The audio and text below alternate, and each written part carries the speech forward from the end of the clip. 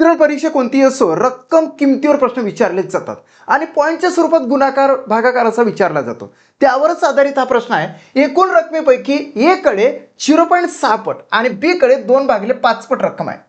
जर बी पेक्षा ए कडे 560 रुपये जास्त असेल तर ए कडे रक्कम किती? खूप इझी प्रश्न आहे. सर्वप्रथम आपण लक्षात घेऊ, थोडंसं थेरॉटिकल सांगतो तुम्हाला की ए कडे रक्कम किती? 0.6 पट आहे हा. आणि बी कडे रक्कम किती? तर बी कडे रक्कम आहे 2/5. आता दोघांनाही डेसिमल पॉइंट मध्ये कन्वर्ट करून घ्यायचं. याला जर डेसिमल मध्ये कन्वर्ट केलं तर 5 1 5 इथं 0 पॉईंट येतं, 5 × 20 येते. म्हणजे बी ची व्हॅल्यू झाली 0.4 पट आणि ए ची व्हॅल्यू झाली 0.6 पट. हे फक्त एवढं कन्वर्ट करायचं सुरुवातीलाच. आणि तुम्हाला ट्रिक्सने सांगतो हा प्रश्न, एकदम इझी प्रश्न आहे. कसं आहे ते तुम्हाला डायरेक्टली काढून देतोय. आता बघा या ठिकाणी काय म्हटलेलं आहे. सर्वप्रथम जायचं बी कडे ए पेक्षा किती रुपये जास्त आहे. म्हणजे बी पेक्षा ए कडे किती रुपये जास्त आहे. ए कडे जास्त आहे, बी कडे कमी आहे. सो हे टार्गेट करायचे 560. लिहून घेतले 560. भागिले काय करायचं की हा जो ए कडे 0.6 आहे आणि बी कडे 0.4 आहे, या दोघांचा डिफरन्स घ्यायचा. 0.6 वजा 0.4, या दोघांचा जो डिफरन्स आहे तो येतो 0.2. हा 0.2 भागिले द्यायचा 0.2 आणि गुणिले काय म्हणायचं बघा. गुणिले कोणाचे विचारले? ए कडील रक्कम विचारली. तर ए कडील रक्कम किती आहे? 0.6 पट. म्हणजे हे 0.6 इथे लिहून घ्यायचे. झालं, तुमचं आन्सरच आलं मित्रांनो. फक्त 1 स्टेप सोल्युशन आहे.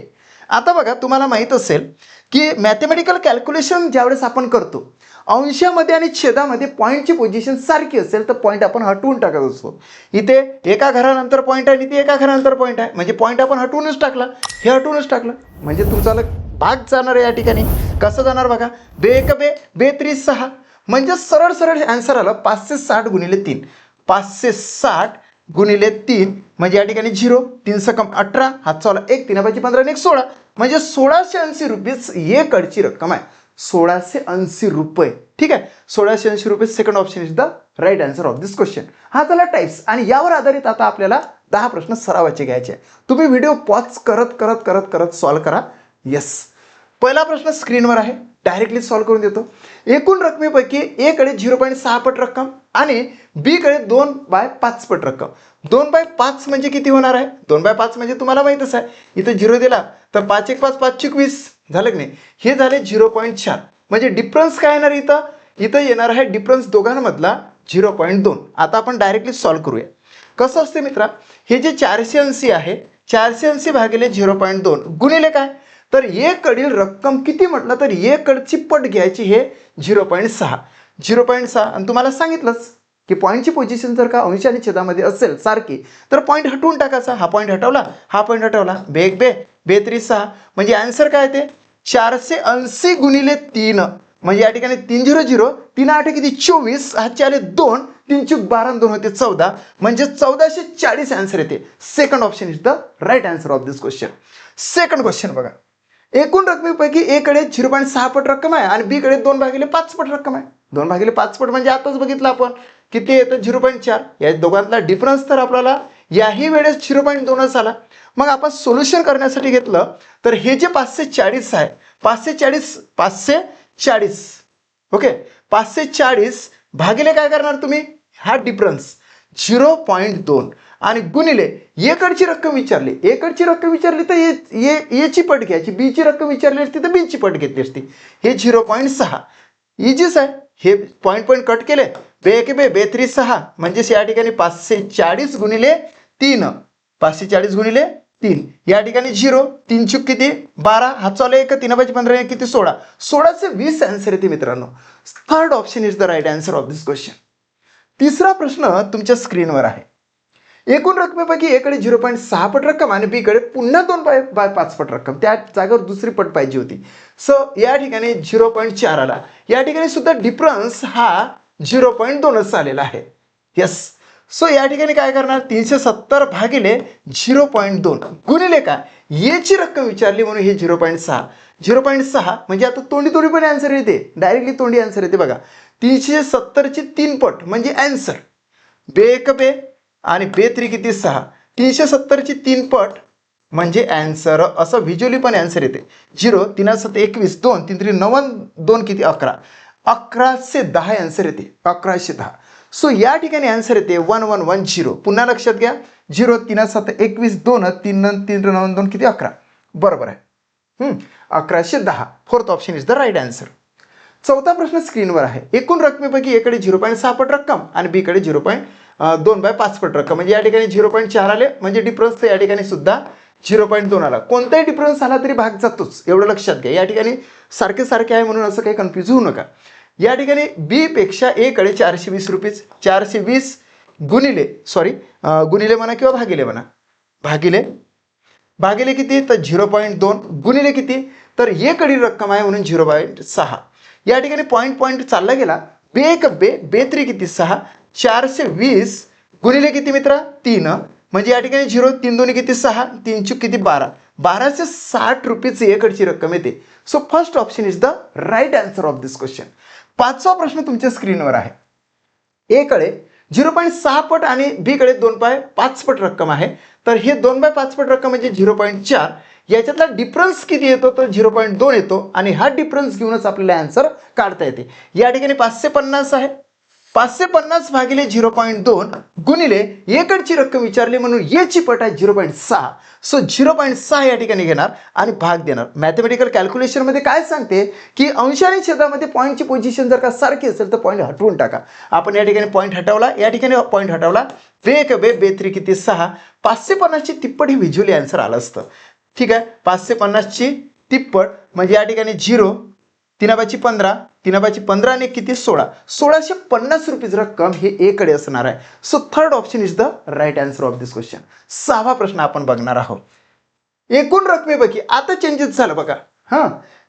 एकूण रकमेपैकी ए कडे आहे 0.8 पट रक्कम आणि बी कडे आहे 1/5 पट रक्कम. 1/5 म्हणजे या ठिकाणी 5 1 5 2 10, या ठिकाणी 0.2 ही पट झाली. 0.8 वजा 0.2 म्हणजे या ठिकाणी येते 0.6. आता कसं आन्सर काढणार? या ठिकाणी ए कडे 594 रुपीज जास्त आहे, भागिले हे करायचे आहे 0.6 आणि गुणिले ए कडची रक्कम फाइंड आउट करायची आहे म्हणून ए कडची रक्कम आहे 0.8. सो 0.8 घेतले. आता मॅथमॅटिकल कॅल्क्युलेशननुसार हा पॉईंट हटवून टाका लागतो. मग आपण आन्सर कसं काढणार? काढू शकतो आपण आन्सर. या ठिकाणी बे 3 किती 6, बे चूक किती 8. आता इकडे भाग गेला पाहिजे. 3 1 3, 3 1 3 उरले 2, 3 9 27, 3 9 27, 29 मधून 27 गेले उरले 2, 3 8 किती 24. मग आन्सर काय येते 198 गुणिले 4, 4 8 किती 32, 3 आले हातचे, 4 9 36, 36 आणि 3 येते 39. पुन्हा 3 हातचे आले, 4 1 4 आणि 3 किती 7, 792 रुपीज रक्कम ही ए कडे असणार आहे. 792 रुपीज रक्कम आहे फोर्थ ऑप्शन मध्ये. So fourth option is the right answer of this question. Yes. सातवा प्रश्न. एकूण रकमेपैकी ए कडे 0.6 पट रक्कम आणि बी कडे 2/5 पट रक्कम आहे. या ठिकाणी पुन्हा तोच आलाय 2.5 पट रक्कम म्हणजे हे असं, म्हणजे तिप्पट रक्कम येणार आहे.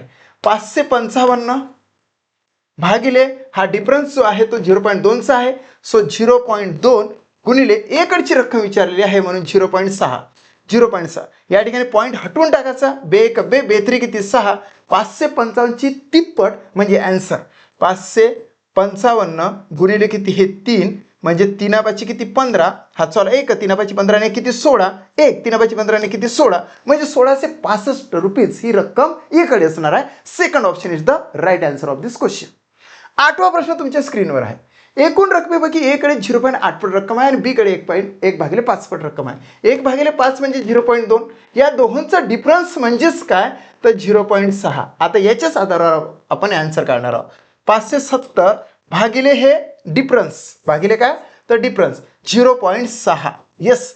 गुणिले काय मित्र तर गुणिले कोणाची रक्कम विचारली एची, म्हणून एची पट घ्यायची 0.8 झालं.